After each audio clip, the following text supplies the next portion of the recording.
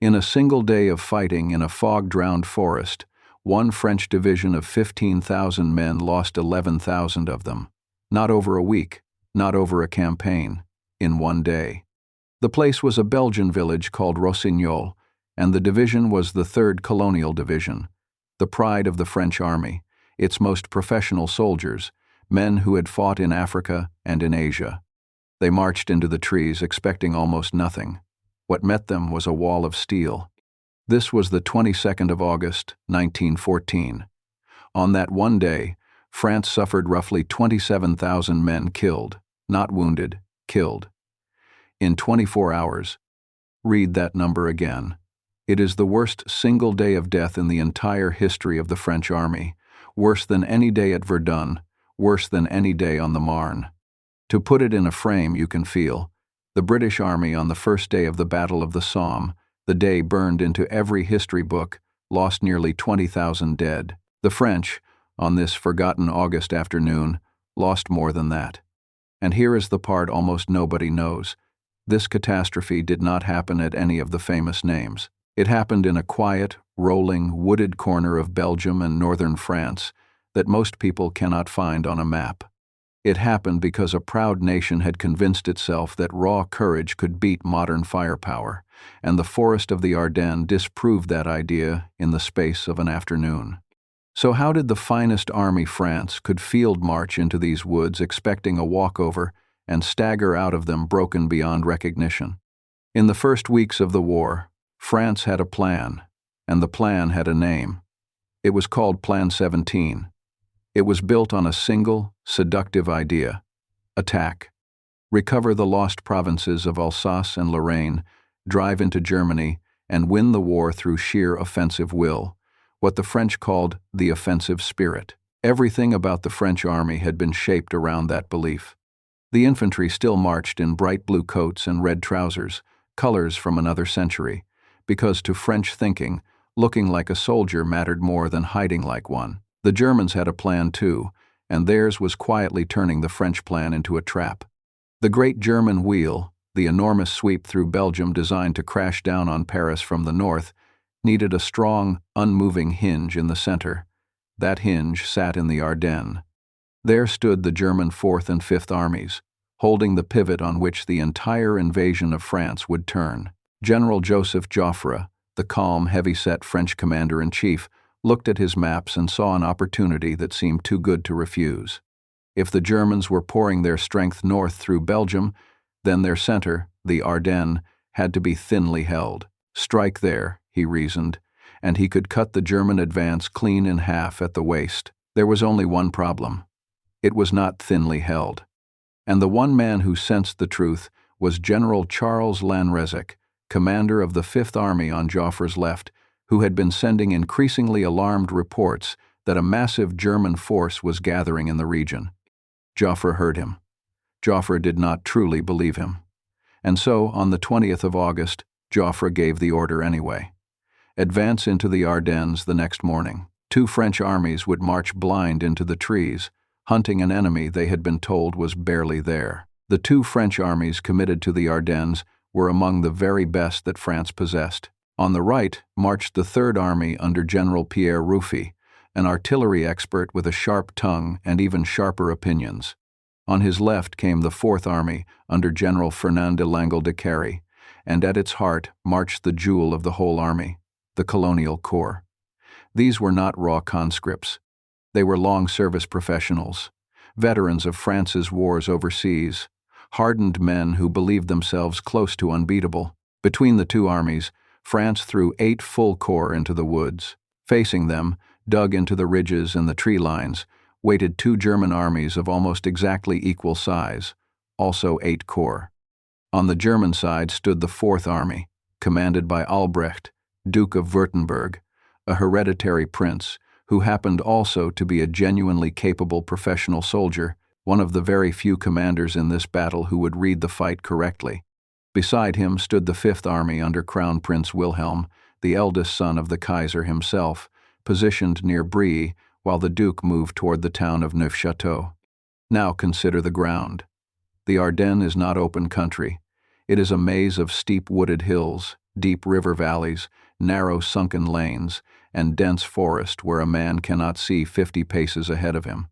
The French had convinced themselves that this terrain favored them, that their light, fast, rapid-firing 75mm field guns would rule the clearings. In reality, the forest swallowed artillery observation whole and turned every ridge into an ambush waiting to be sprung. And the reconnaissance had failed catastrophically. General Sordet's cavalry corps had swept these very woods for well over a week and reported them clear of Germans. Meanwhile, German aircraft had spotted French columns moving north and drawn the opposite conclusion. The French were coming into the Ardennes, and they must be ready. One side was blind, the other was waiting. The morning of the 22nd of August dawned wrapped in thick fog and cold rain. Visibility fell to almost nothing, and into that gray murk, two enormous armies walked straight toward one another, neither fully aware that the other was even there. The first collisions were not battles in any planned sense of the word. They were head-on crashes. French columns marching along the roads in close order, rifles slung, some units without even proper advance guards deployed, walked directly into German infantry already spread out and waiting on the high ground. In the Third Army's sector, the Fifth Corps attacked toward Longwy at 5 o'clock in the morning, in fog so thick the men could barely see their own officers, and with no artillery support whatsoever. Then the fog lifted. When it did, it revealed the French guns standing naked in the open. German artillery, already ranged and hidden, opened fire and smashed them where they stood. A German counterattack tore into a French division and routed it completely, and the corps could not be rallied until evening. Further north, the Fourth Corps advanced into the same fog and ran straight into Germans, dug in near Würten, and was thrown back. Another division shattered. But it was in the Fourth Army's sector, near a village called Rossignol, that the true horror began to unfold. The Colonial Corps, those proud professionals, pushed so far ahead of their supporting units, advancing so fast and so confidently, that they outran their own flanks entirely. They marched straight into a killing ground. German infantry and artillery had the approaches perfectly covered. The colonial troops, brightly dressed and utterly exposed among the trees, were met with concentrated machine gun and shell fire from an enemy they could barely see. By mid-morning, the pride of France was fighting for its life in a forest it had been told was empty. Here is where the French doctrine of the offensive spirit met the 20th century and shattered against it. Watch what happens near Rossignol. The 3rd Colonial Division is caught in the open. Its commanders do precisely what French doctrine has drilled into them for a generation. When in doubt, attack. Fix bayonets, charge, push forward with spirit, and the enemy will surely break. The division's own commander, General Léon Raffanel, has written in his orders a line that captures the entire tragedy of the French army in that summer. It is only a curtain that lies before us, and this curtain must be pierced. The bugle sound. The colonial infantry rises and surges toward the German positions in dense waves, bayonets flashing, officers striding out in front, and the German machine guns begin to fire. The effect is not a battle, it is a harvest. The rapid-firing German guns sweep the French lines in long, level bursts, and the attackers fall in rows, whole ranks going down together. Behind the machine guns, German field artillery drops shell after shell into the packed French formations. The men who survive the first wave rise and charge again, and each time, the woods fill with more of their dead. This is the turning point, not of one battle, but of an entire idea. The French believed that courage and momentum could carry any position. Rossignol proves, in a single morning, that no amount of courage can walk a man through interlocking fields of machine gun fire. The Colonial Corps does not lack bravery. It has far too much of it. And bravery, poured into that forest, comes back out as casualty lists. By early afternoon, the great French offensive has already failed across the whole front. The men simply do not know it yet. To understand how total the disaster becomes, you have to walk the line village by village, because the Battle of the Ardennes is not one battle at all. It is a dozen separate slaughters happening at the same hour, along a front of many miles, each one blind to the others, each one a small apocalypse of its own. Begin at Rossignol, roughly 9 miles south of Neufchâteau, where the 3rd Colonial Division has marched into a trap it does not yet understand. It is mid-morning. The lead regiments have pushed across the Semois River and plunged into the dense forest beyond, chasing what they believe are only scattered German patrols. They are wrong. Waiting in those trees are the men of the German 4th Army, and the German 12th Division under General Martin Charles de Beaulieu is already swinging wide to take the French in the flank. Now the trap closes. The German gunners find the range of the single forest road, jammed with French infantry, artillery, caissons, and horse teams. Shells crash down into that packed column, and there is nowhere to run. In the woods, a German machine gun company opens fire at point-blank range, so effective that it tears the heart out of the leading French regiments, even though German doctrine itself forbade putting machine guns into dense forest. And then the bridge over the Semois is destroyed, cutting the division in half. The regiments south of the river cannot reach the regiments dying to the north. Everything that happens here flows from one failure. The French Second Corps was supposed to guard the right flank of the Colonial Division as it advanced, but the Second Corps moved too slowly, and a single inspired thrust by a brigade of the German 12th Division pinned it in place. That left the whole exposed left flank of the Colonial Division open, along with the men and guns still strung out on the road behind Rossignol. The Germans poured through the gap. 2 of the leading French colonial regiments were simply cut off and left to die where they stood. General Raffanel, at his command post in the village, still does not grasp the full horror. Around noon he reports that his position is dangerous, but that his division is not yet incapable of enduring. He is wrong about that too. His command is coming apart around him. At 12:30, German infantry and cavalry reach the southern edge of the forest and slam into a hastily thrown-together French defense on a small crest at Rossignol. It is commanded by General Charles Ardennes, and it numbers perhaps 900 men with 15 officers, stiffened by the machine gun companies of 2 colonial regiments. Raffanel's order to Ardennes is stark: hold Rossignol at all costs. And, astonishingly, they hold. For more than 2 hours, Ardennes' tiny force clings to that crest, while the Germans bring 2 field guns and 2 heavy howitzers up the forest road and blast the defenders and the village clock tower at close range, while still more German artillery hammers them from across the river to their rear. The first great German assault comes at 2:30 in the afternoon.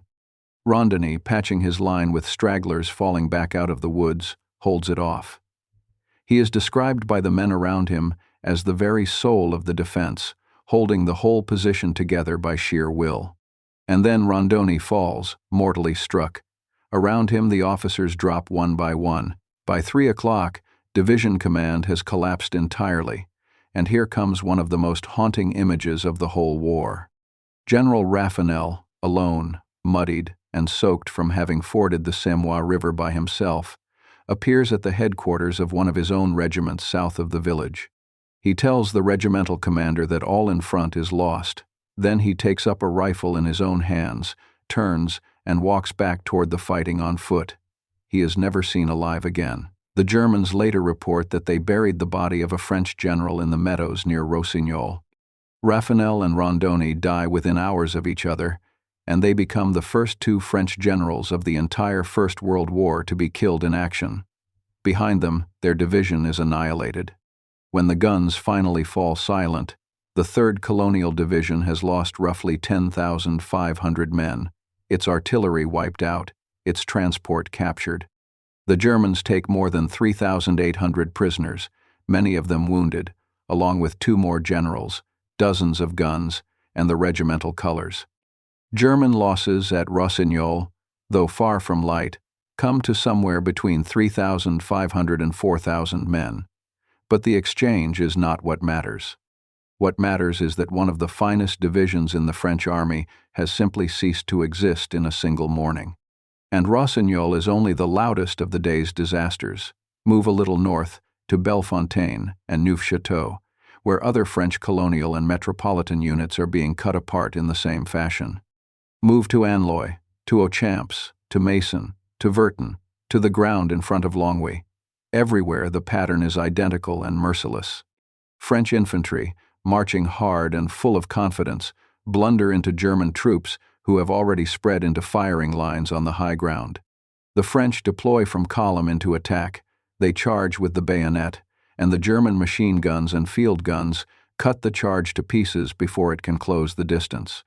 Where the French dig in and defend on ground of their own choosing, they can nullify much of the German gunfire and even inflict painful losses in return. But the French did not come here to defend. They came to attack, and so, all along the front, they keep rising and charging into fire that no flesh can cross.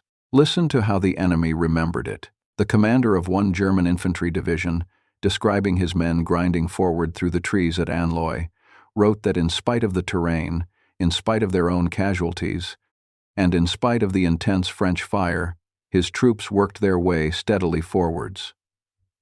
There were no romantic bayonet charges on the German side.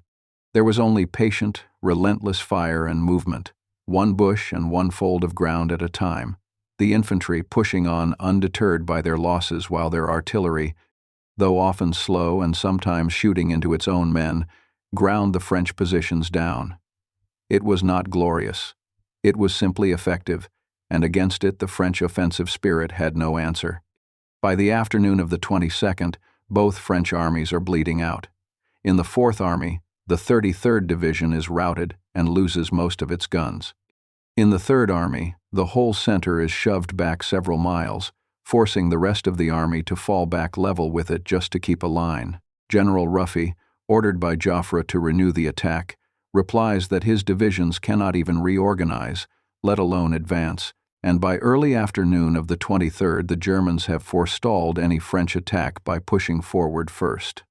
The 5th Colonial Brigade slips away from Neufchâteau before dawn, uncovering the flank of the corps beside it, which then also gives way. By the end of the 23rd of August, the survivors of the 3rd and 4th Armies are back where they started, on the very lines they had jumped off from 2 days before, except now they are missing tens of thousands of men. The great offensive to cut the German army in half is over. It achieved nothing, and it cost France more dead in 2 days than most nations lose in a year of war. Step back from the maps and the corps numbers for a moment, and think about what 27,000 deaths in a single day actually means on the ground. It means that in villages across the southern Ardennes, French bodies lay so thick in the fields and forest clearings that survivors spoke of walking on the dead. It means that whole companies of young men from the same French towns, who had trained together and marched together, died together in the same few minutes on the same patch of Belgian grass. The colonial regiments were hit hardest of all. The 1st Colonial Infantry Regiment lost around 2,500 men. The 2nd lost roughly 2,850. The 3rd lost more than 2,000. These were not statistics to the men who survived. These were friends and brothers, gone in an afternoon, their bright uniforms making them easier targets in the green shadow of the trees, no thought of camouflage having ever entered French planning. Think for a moment about the ordinary soldier in that forest. He had been told for years that the attack would carry all before it, that the will of the French infantryman was a weapon in its own right. He had marched all morning through rain and fog, certain the enemy was days away. Then, without warning, the trees around him erupted. He could not see who was killing him. The machine gun that scythed down his section was a sound and a muzzle flash in the green, nothing more. His officers, conspicuous in their gloves and their braid, fell first. And still the order came to rise and go forward, into fire that swallowed rank after rank. Whole battalions were bled white in the time it takes to eat a meal. That was the reality behind the round number of 27,000. And spare a thought, too, for the villagers. In the panic and paranoia of those first weeks, German troops convinced themselves that Belgian civilians had fired on them at Rossignol and nearby Tintigny. The reprisal was swift and terrible. More than 60 civilians were killed in the days after the battle, and over 100 more were court-martialed and shot. The forest of the Ardennes did not only swallow soldiers, it swallowed the innocent as well. The immediate aftermath was retreat. On the 24th of August, both battered French armies pulled back toward the line of the Meuse. General Ruffy's Third Army fell back on the fortress city of Verdun, harried by the German Fifth Army. General de Langle de Cary's Fourth Army withdrew toward Sedan and Stenay, where it would turn and fight its German pursuers again in the days that followed, briefly slowing them. For General Ruffy, the price of the defeat was personal. Joffre, hunting for someone to blame, removed him from command of the Third Army. Ruffy would spend years afterward insisting, with some justice, that the strategy had been impossible from the start. But in the cold arithmetic of that summer, generals who failed were replaced, and Ruffy had failed. The Germans, for their part, did not turn the Ardennes into the crushing pursuit they might have. The Duke of Württemberg's Fourth Army had taken heavy losses of its own and paused to reorganize. Crown Prince Wilhelm's Fifth Army had won its fight but did not feel it had destroyed the enemy, and, wary of a French counterblow out of Verdun, chose not to press south on the 23rd. The French were beaten. They were not yet trapped. And that narrow, bloody distinction would matter enormously in the weeks to come. Why did this forgotten battle matter so much to the wider war? Because the Ardennes, together with the twin disaster at Charleroi to the north, killed Plan 17 stone dead. The entire French strategy for winning the war, the great offensive lunge into the German center, collapsed in 48 hours of forest fighting. Joffre had gambled the war on the offensive spirit, and the offensive spirit had been machine-gunned into the Belgian mud. But there is a deeper truth here, and it is the reason this battle deserves to be remembered rather than buried. The defeat forced Joffre to change. Slowly, grudgingly, he began to accept that courage alone was not enough, that infantry had to be tied to its artillery, that men had to be spread out rather than packed into charging masses. He began pulling reserves westward, away from the ruined eastern offensive, gathering the strength that would soon be flung into the counterattack on the Marne. The catastrophe in the Ardennes did not lose France, the war. In a brutal, backhanded way, it began the education that would let France survive it. The men who died at Rossignol bought that lesson with their lives. It was the most expensive tuition in French military history. So where does the Battle of the Ardennes rank?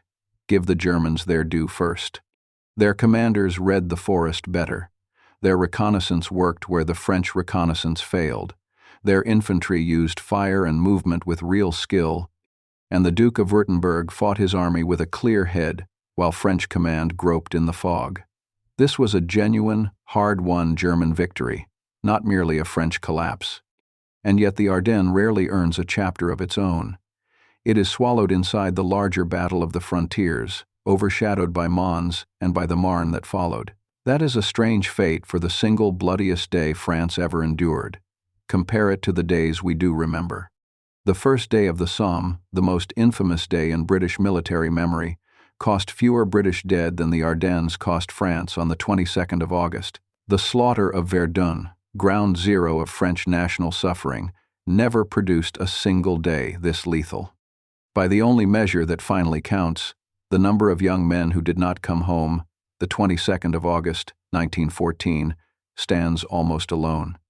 It ranks, quite simply, as the deadliest day in the history of the French army, and one of the deadliest single days any nation has ever suffered in war. That it is so little known is not a measure of its size. It is a measure of how much larger the horrors that followed would become. The forest kept its secrets. The bright uniforms faded into the leaf mold. The villages rebuilt their shattered walls, and the world moved on to remember other, louder battles.